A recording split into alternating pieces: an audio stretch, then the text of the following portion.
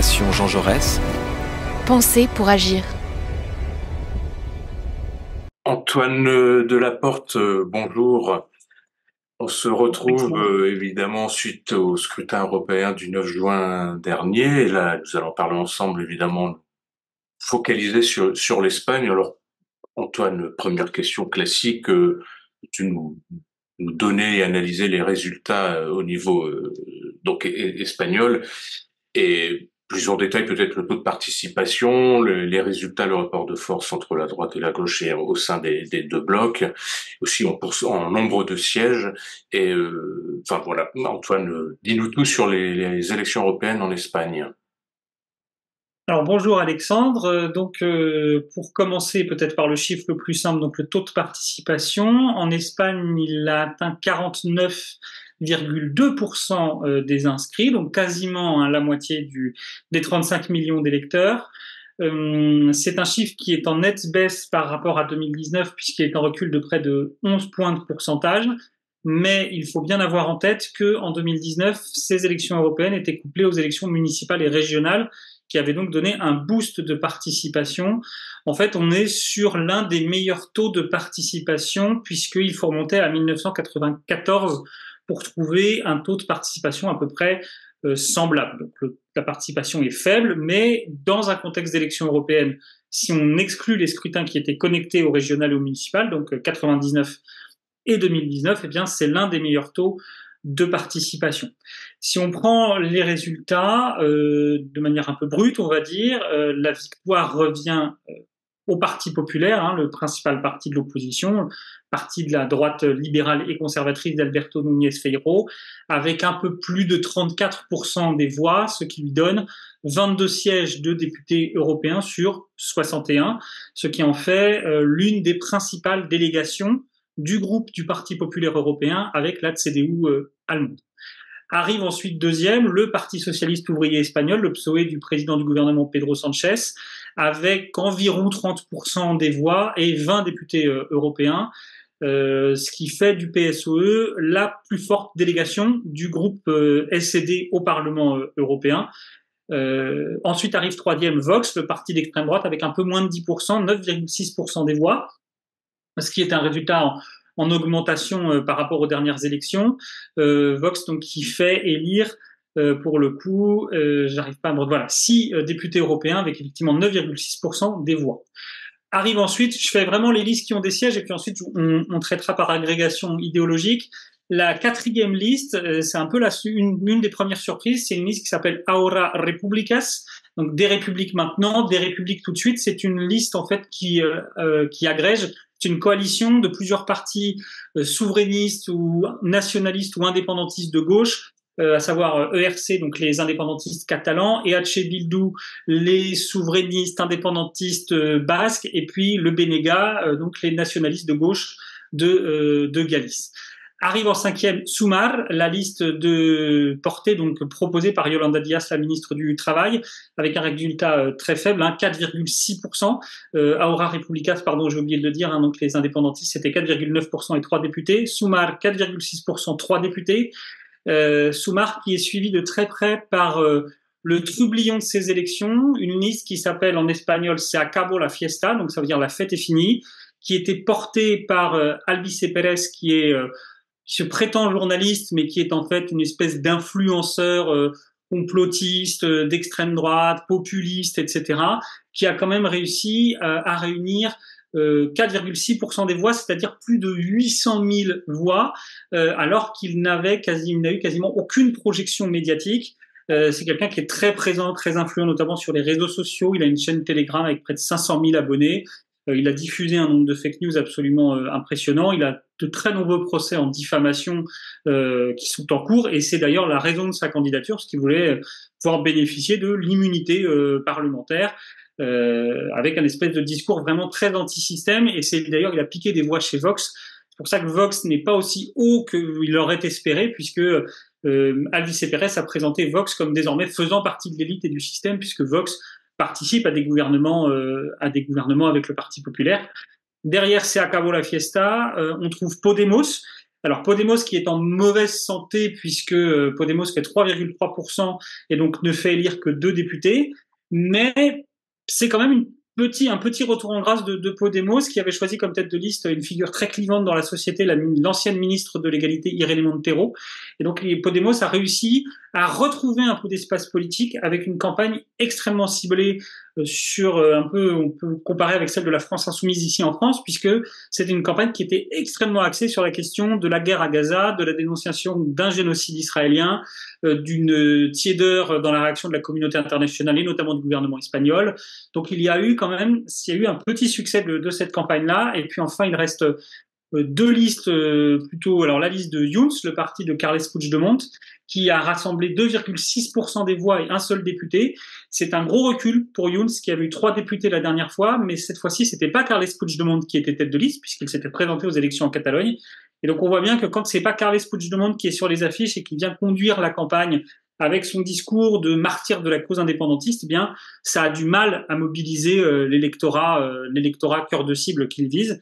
Et le dernier siège qui est lui attribué à une coalition qui s'appelle CEUS, Coalition pour une Europe solidaire, 1,6%. Et ça, en fait, c'est la coalition qui est menée par le Parti nationaliste basque.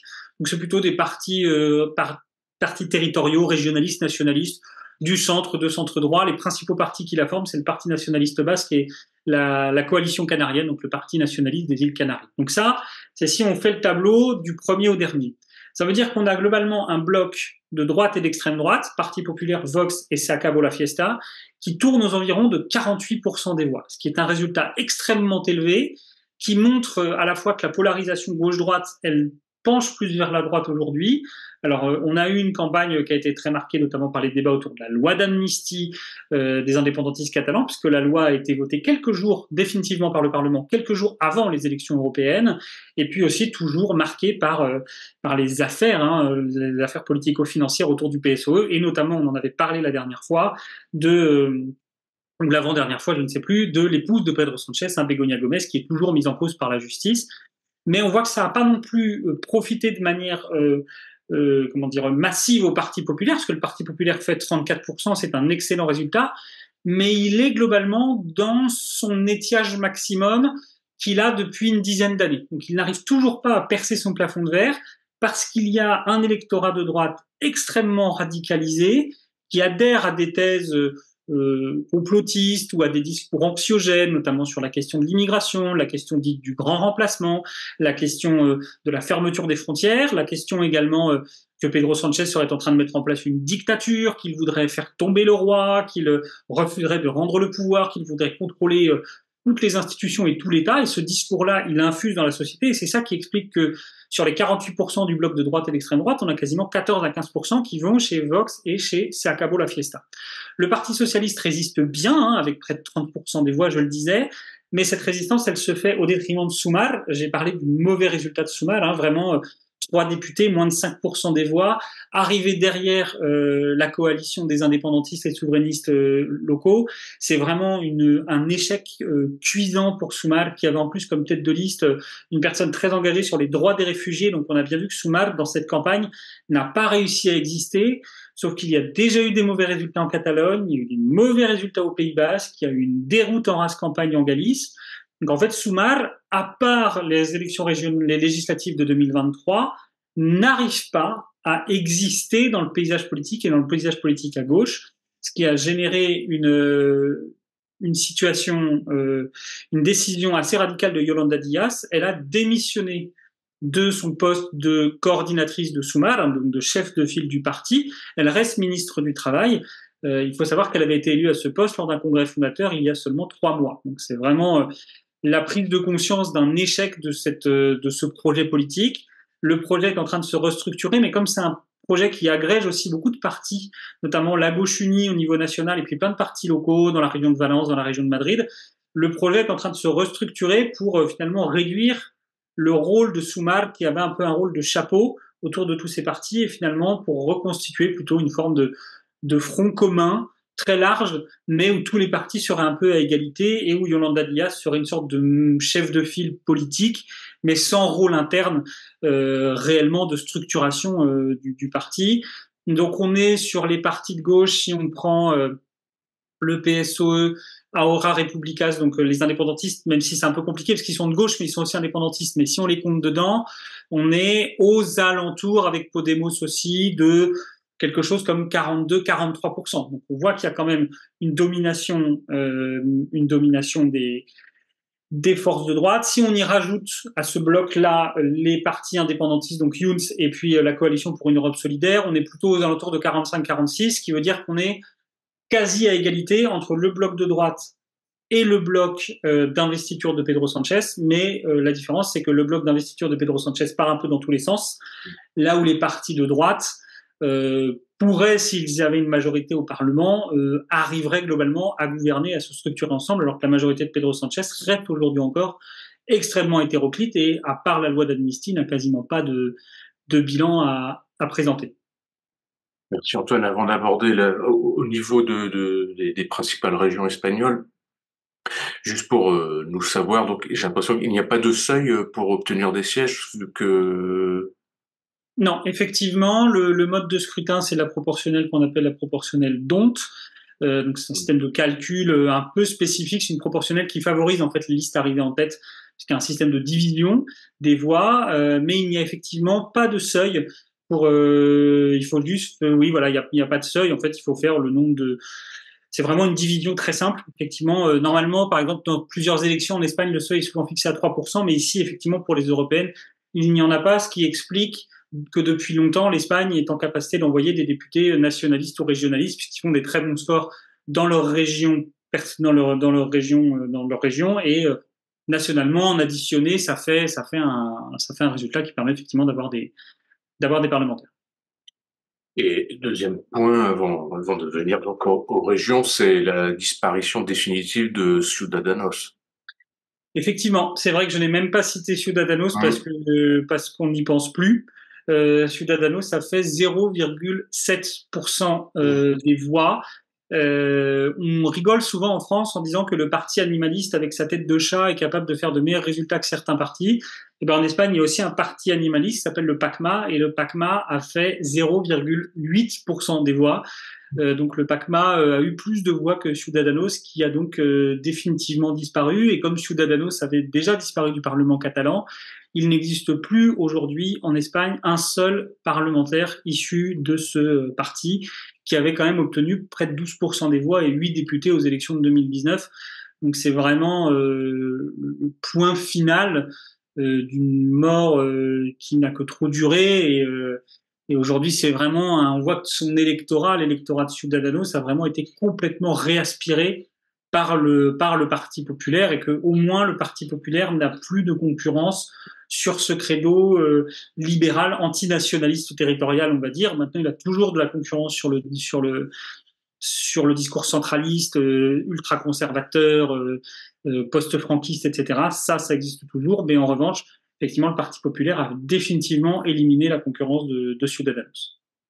Merci. Tu as évoqué brièvement à l'instant le Parlement catalan, donc justement abordons les résultats des européennes au niveau notamment, on va pas faire toute la région, mais des grandes régions espagnoles, donc Catalogne, Andalousie et Communauté de Madrid notamment. Alors si on prend la Catalogne, on est sur le même schéma que les dernières élections régionales, c'est-à-dire le Parti socialiste qui arrive en tête, avec un score encore en augmentation, puisqu'il est à un peu plus de 30% des voix. Arrive deuxième Junts, la liste de Carles Puigdemont, qui totalise 18%. Derrière la gauche républicaine, donc la fameuse liste Ahora Republicas, avec presque 15% des voix. Ensuite, le Parti populaire, presque 14%, et puis Vox.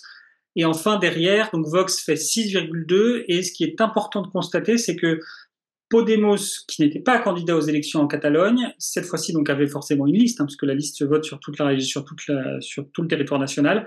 Et Podemos a fait 4,6% et Sumar a fait 4,3%.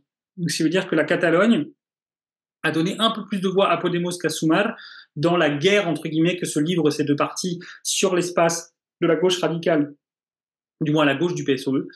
Clairement, là, par contre, c'est effectivement Podemos qui l'a pris, mais on voit bien que le Parti socialiste conserve sa dynamique née des élections régionales, mais même dès 2021, il avait gagné les élections régionales. En 2023, il était arrivé en tête des élections municipales, puis des élections législatives. Donc on voit bien que le Parti socialiste est en train de se reconstruire une base électorale en Catalogne, mais toujours avec cette difficulté qui est que il est très fort en Catalogne et il est effectivement beaucoup plus faible ailleurs. On pourrait effectivement, tu citais l'Andalousie. En Andalousie, c'est l'inverse puisque c'est le parti populaire qui est arrivé en tête en Andalousie.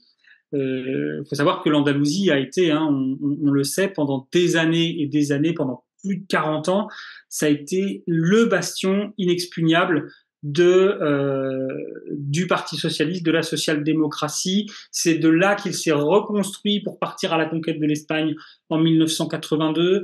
C'est là qu'il s'est replié en 96 après l'arrivée d'Aznar. C'est là qu'il s'est replié en 2011 après l'arrivée de Mariano Rajoy. C'est là qu'il a su faire la première résistance à la vague du PP en 2012. Donc effectivement, l'Andalousie reste aujourd'hui un trou noir pour le Parti socialiste. On voit bien que l'électorat s'est déplacé en Andalousie avec le renouvellement des générations, le vieillissement de la jeune génération, l'arrivée d'une nouvelle jeune génération, ce qu'on appelle le processus indépendantiste en Catalogne aussi. On a clairement vu que le parti populaire avait réussi à s'installer avec en plus comment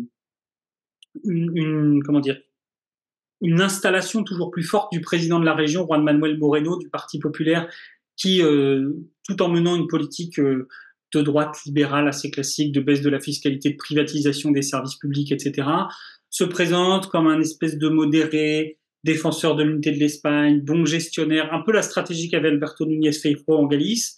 Et comme en face, il a un parti socialiste qui est toujours dans le traumatisme de la perte de pouvoir, qui n'arrive pas à se renouveler, qui n'arrive pas à se reconstruire, eh bien, il est en train de s'asseoir vraiment. Le Parti socialiste andalou a beau acter qu'en nombre de voix, il est celui qui apporte le plus de voix à la liste du Parti socialiste au niveau national, et c'est vrai, mais après tout, l'Andalousie est l'une des régions les plus peuplées, donc il y a une forme de logique. Ça reste quand même des résultats qui sont assez mauvais, puisque tu vois, le Parti populaire obtient presque 38% des voix en Andalousie, et le Parti socialiste 32%. Donc on est vraiment sur ce type de résultat, avec Vox qui est troisième avec plus de presque 11%. Mais ça, c'est assez logique, puisque Vox a un discours sur la question migratoire très fort, et que l'Andalousie est assez concernée par les questions migratoires, à la fois parce qu'il peut arriver d'immigration illégale, et puis aussi parce que c'est une région assez agricole, et notamment sur le territoire de la province d'Almeria, dans ce qu'on appelle la côte de plastique, là où il y a énormément de structures agricoles sous serre. Il y a vraiment beaucoup d'immigrés, et on sait que ça génère un vote en faveur de Vox. Alors d'ailleurs, pas tant les territoires où il y a beaucoup d'immigrés, mais les territoires voisins de territoires où il y a beaucoup d'immigrés. À noter que là aussi, c'est là que Se Acabó la Fiesta a fait l'un de ses meilleurs scores, on fait plus de 6% des voix, parce que c'est aussi là, notamment notamment autour de Malaga, population plutôt très aisée, très de droite, donc plutôt réceptive aussi à un discours très anti-Pedro Sanchez, très anti-élite, très anti-système. Mais en tout cas, voilà, le résultat est assez dingue. La carte est toute bleue, toutes les provinces ont voté majoritairement en faveur du Parti populaire. Il n'y a vraiment pas de discussion sur le succès du PP en Andalousie, ce qui crée de l'inquiétude évidemment au sein du parti socialiste. Et puis également, tu me parlais de la région de Madrid, je crois aussi. Et donc la région de Madrid, là, c'est pareil. Clairement, la domination du PP, elle est absolument sans partage. La personnalité d'Isabel Díaz Ayuso, son ferraillage permanent avec le gouvernement, son discours d'ailleurs qui peut rejoindre en partie celui d'Aldice Pérez, dont je parlais tout à l'heure sur Pedro Sanchez.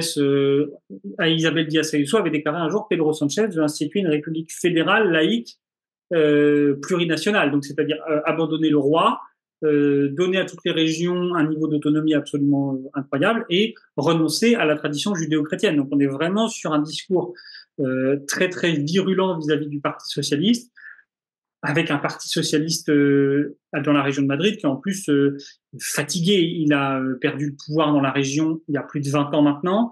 Il n'a pas su contrer le phénomène Ayuso, qui est vraiment un phénomène politique en soi, sur un discours de droite libertarienne très très radicalisé dans l'acception libérale, etc. Pas forcément conservatrice, puisqu'Ayuso peut, par exemple, n'a pas de posture opposée aux questions liées à l'avortement, aux droits des personnes LGBT, alors sauf sur les personnes trans où elle est sur une posture très qu'on peut retrouver par exemple dans la loi qui a été votée récemment au Sénat français sur les transitions de genre. Donc elle est plutôt sur des postures par contre l'idéologie transgenre, la théorie du genre, le transactivisme. Je mets des guillemets parce que ce ne sont pas mes termes, hein, ce sont les siens. Et donc pareil dans la région de Madrid, le parti populaire remporte plus de 40% des voix. Et le Parti socialiste est aux environs de 28%, hein, si je ne dis pas de bêtises, je revérifie, voilà, c'est ça 28%, donc il y a 12 points d'écart, il y a près de 400 000 voix qui séparent les deux, et donc on a une domination du parti populaire qui ne se questionne pas, avec pareil Vox qui est derrière à 10%, c'est-à-dire qu'on a une droite qui est à 50% dans la région de Madrid. Et pour Pedro Sanchez, c'est un vrai sujet d'inquiétude. C'est un sujet d'inquiétude au sein du PSOE parce qu'évidemment, être fort en Catalogne, c'est indispensable parce que c'est l'un des principaux fournisseurs de sièges aux élections législatives. En fait, les trois régions qui fournissent le plus de sièges aux législatives, c'est dans l'ordre l'Andalousie, la Catalogne et la région de Madrid. Et on voit bien que le PSOE est très faible et vraiment en difficulté dans deux de ces trois régions. Et autant aux dernières législatives, la Catalogne a permis à un moment de faire la différence, mais la dynamique qui est celle du Parti populaire fait qu'aujourd'hui, si le Parti socialiste n'arrive pas à remonter la pente, au moins en Andalousie, puisque la région de Madrid c'est très compliqué, ça va devenir vraiment très complexe pour le PSOE pour réussir à se maintenir en forme, on va dire, électorale au niveau national. Justement, là, tu évoques les difficultés pour le PSOE et Pedro Sanchez. Après, merci pour l'analyse, les analyses chirurgicales du vote, de la votation, comme disent les Belges. Alors, sur tous ces résultats, quelles conséquences, tu en as un peu parlé là à la fin de ton propos, quelles conséquences au niveau national aujourd'hui, mais aussi en vue jusqu'au prochain scrutin législatif? Alors pour le moment, les prochaines législatives, c'est 2027, donc il y a quand même il y a encore 3 ans à attendre, et Pedro Sanchez répète à l'envi qu'il n'anticipera pas les élections. Il fait ses calculs, hein, il regarde, et en plus, en 2023, il a déjà fait le coup de dissoudre et de dire attention, c'est moi ou l'extrême droite. Ça a marché cette fois-là, et comme depuis, il a fait la loi d'amnistie, les accords avec les indépendantistes catalans, ça fonctionnera sans doute moins bien dans le sens aussi où la gauche radicale est faible aujourd'hui. Elle s'est très affaiblie et donc Sanchez serait toujours dépendant des indépendantistes, donc il n'a pas du tout intérêt à dissoudre. Après, c'est le grand spécialiste des coups de poker totalement inattendus, mais là, ce serait quand même un coup de poker assez surprenant.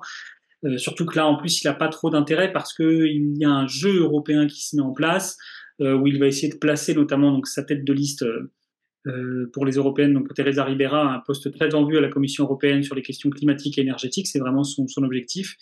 Et puis, dans le cadre du Conseil européen, c'est lui qui, avec Olaf Scholz, mène au nom de la famille social-démocrate les négociations sur l'obtention de ce qu'on appelle donc les top jobs, hein, donc les principaux postes à la direction de l'Union européenne. Et le PSE essaye de placer l'ancien Premier ministre portugais Antonio Costa à la présidence du Conseil européen. Donc Pedro Sanchez a besoin de rester quand même un leader affirmé. C'est aujourd'hui le dernier grand. Le Parti socialiste fait plus de 30%, c'est le meilleur résultat parmi les partis sociaux-démocrates.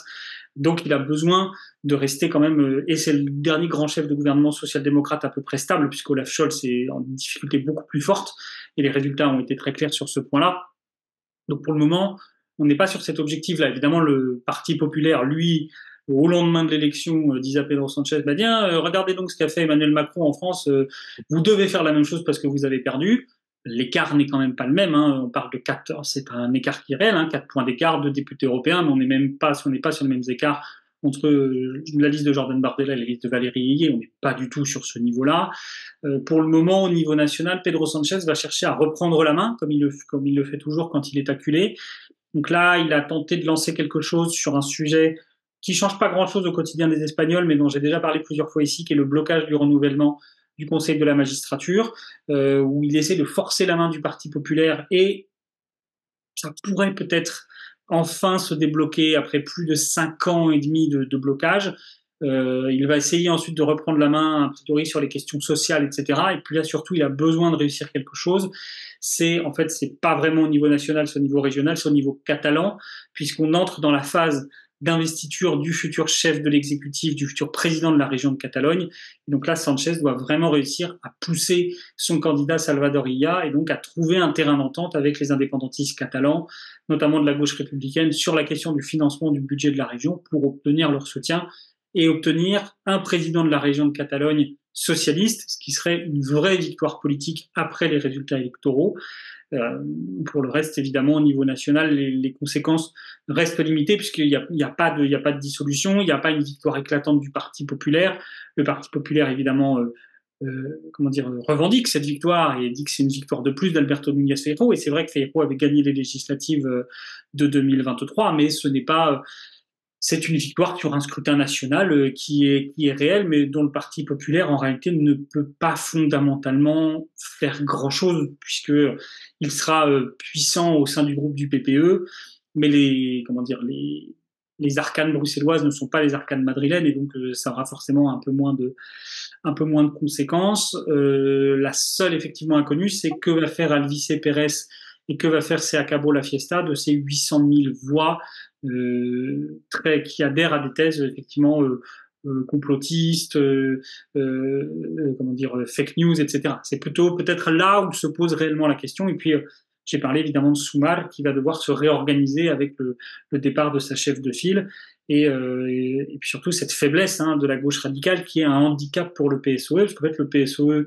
a joué le vote utile a fonctionné, mais il a fonctionné à gauche plutôt qu'au centre, et donc en fait la victoire du PSOE c'est aussi l'explication de la faiblesse de Sumar. Donc il y a aussi Sumar au sein du gouvernement va forcément chercher à peser plus, à exister plus pour mettre en avant des résultats qui lui donneraient la possibilité de se reconstruire électoralement et structurellement. Donc ça peut aussi créer des tensions au sein du gouvernement, même si Pedro Sanchez continue de revendiquer l'existence, la pertinence et l'utilité du gouvernement dit de coalition progressiste dont il assure la direction. Antoine, avant de nous quitter, une petite question que j'ai oublié de te poser tout à l'heure, c'est les quelques élus nationalistes, régionalistes. Est-ce que dans le Parlement européen sortant et dans le prochain, où siégeait-il et où siégerait-il? Enfin, dans quel groupe siégeait-il et dans quel groupe siégerait-il? Alors, c'est un peu éparpillé façon puzzle, selon une expression bien connue des cinéphiles français. Les indépendantistes catalans de la gauche républicaine et les nationalistes galiciens du BNG siègent au groupe Vert Alliance Libre Européenne. Ceux de Bildu siègent au sein du groupe de la gauche, donc le groupe Gauche Unitaire, qui s'appelait avant Gauche Unitaire Européenne, Gauche Verte Nordique s'appelle maintenant juste la gauche.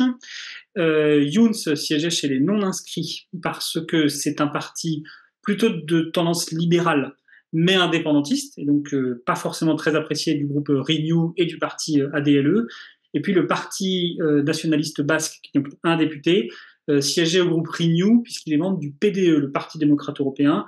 Et voilà, donc en gros, il y a effectivement, en gros c'est ça. Voilà, c'est Renew, c'est ça, c'est Renew, Vert ALE, la gauche et les non-inscrits. C'est effectivement très éclaté, sachant que je crois que l'ERC, par exemple la gauche républicaine, est membre de l'Alliance libre européenne. Donc voilà effectivement où siègent ces élus-là. Et Vox siégeait et siégera sans doute encore au sein du groupe ECR, donc conservateur et réformiste européen, donc le groupe de Giorgia Meloni, mais pas par contre effectivement avec le groupe IED du groupe du Rassemblement national, quand bien même la relation entre Santiago Abascal avait organisé une espèce de convention d'extrême droite et Marine Le Pen s'y était rendue. Donc il y a quand même des liens, mais voilà, ils sont dans ces deux groupes assez séparés. Et Se Acabó la Fiesta devrait terminer sans aucun doute chez les non-inscrits. Puis évidemment après Sumar, pareil, éparpillé façon puzzle, puisque la tête de liste de Sumar devrait siéger au groupe de la gauche. Par contre, les deux députés qui suivent devraient siéger au groupe des Verts, groupe Vert Alliance Libre, puisqu'en fait la liste de Sumar c'était une coalition d'une dizaine de partis, et dedans il y a des partis éco-socialistes et des partis régionalistes, donc ils devraient partir là-dedans. Sur Sumar, une chose que j'ai oublié de dire, c'est que Soumar a obtenu, donc je l'ai dit, 3 députés, et en fait le 4e candidat, c'était un représentant de la gauche unie, donc il n'a pas obtenu de siège. Et c'est la première fois depuis 1987 et l'adhésion de l'Espagne à l'Union européenne que l'espace, on va dire, communiste, puisque la gauche unie, c'est principalement le parti communiste, n'a pas de représentant. Et donc la gauche unie pousse pour que, en plus du retrait de Yolanda Díaz, pardon, la tête de liste en fait de Sumar ne siège pas, assume entre guillemets elle aussi la défaite, ce qui ferait monter le 4e en 3e et donc permettrait à la gauche unie d'avoir de nouveau un représentant qui siégerait là aussi au groupe de la gauche évidemment. Donc voilà. Antoine, merci une fois de plus pour la qualité et la précision de tes analyses. Nous savons tout maintenant sur le scrutin européen en Espagne et très certainement à bientôt. Un grand merci. Merci à toi Alexandre, à bientôt.